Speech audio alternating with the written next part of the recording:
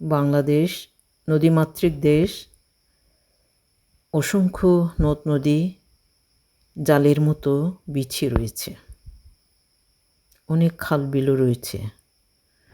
এটা হচ্ছে ব্রহ্মপুত্র নদ, বাংলাদেশের দীর্ঘতম নদ।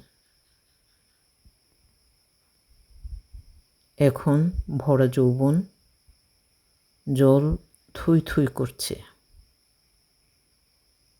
দুকুল ছাপিয়ে জল। বাংলাদেশে 4টি নদ রয়েছে আমরা জানি। 1 নম্বরেই রয়েছে এই ব্রহ্মপুত্র নদ, 2 নম্বর হচ্ছে কপোতাক্ষ নদ, আড়িয়াল খাঁ, কুমার নদ।